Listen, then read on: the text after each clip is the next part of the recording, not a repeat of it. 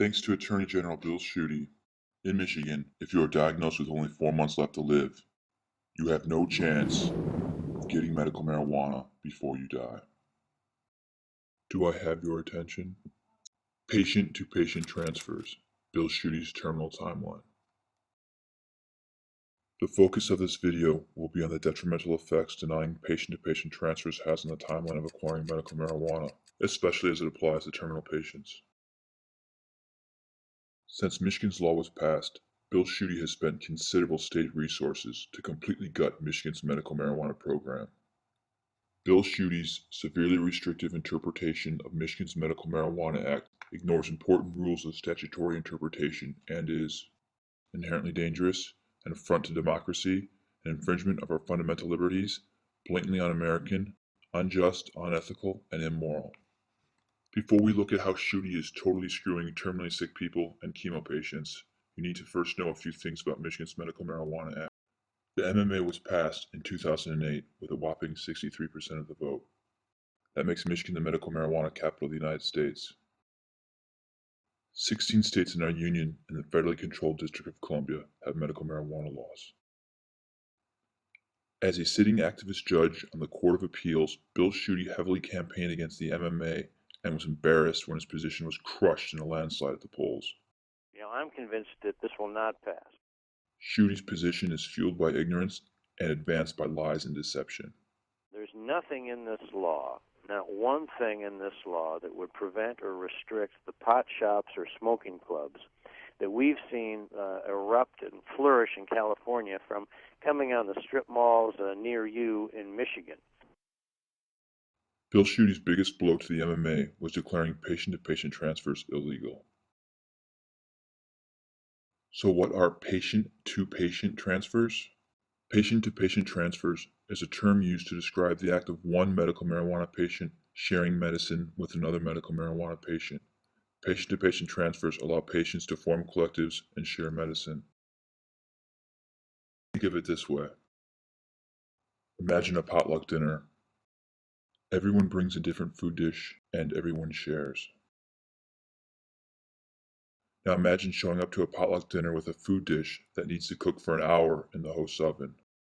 Because people share at potluck dinners, you eat without having to wait for your dish to finish cooking. Now let's pretend for a moment that the potluck dinner host has told everyone they can only eat the food they brought. Not only is everyone stuck with just the dish they brought, but you are left starving because your food has another hour to cook. Now imagine the variety of food dishes at the potluck dinner are a variety of medicines. And instead of waiting an hour for your food to cook, you must wait 4 months for your medicine to grow.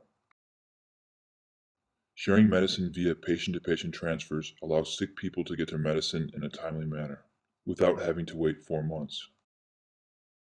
Let's take a look at the 4-month timeline for all medical marijuana patients in Michigan.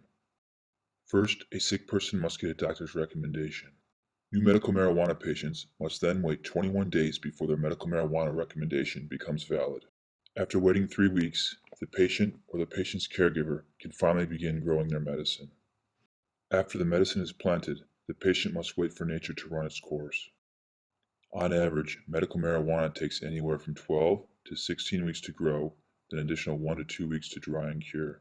As you can see, medical marijuana takes close to 4 months to produce.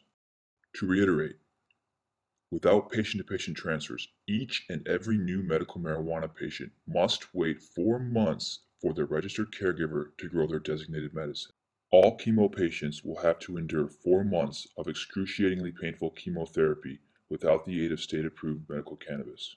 A dying person who wants to use medical marijuana will have no chance if they are not expected to live longer than 4 months. Bill Schuette's restrictive interpretation of the MMA, coupled with the laws of nature and the laws of physics, makes it impossible for dying patients to get medical marijuana in a timely manner. There are no exceptions to Schuette's terminal timeline. It doesn't matter if you have immediate medical needs. Bill Schuette simply does not care. Chemotherapy is destroying your life? Too bad. Wait 4 months. Worried about an epileptic seizure? So have a fit. Wait 4 months. Grandma needs cannabis to eat? Shove a tube in her stomach. Wait 4 months. Pharmaceuticals killing you? Take 6 more and wait 4 months. This is the direct result of Bill Schuette's Attorney General opinions. Because patient-to-patient transfers are not allowed, a caregiver cannot, under any circumstance, give patient A's surplus medicine to patient B. Patient A's medicine must simply sit in a jar where it will slowly stale while patient B watches the grass grow for 4 months in severe medical discomfort. Not only are new patients screwed, but existing patients as well. Think about it. Patient A's medicine will go bad well before the next fresh harvest is ready.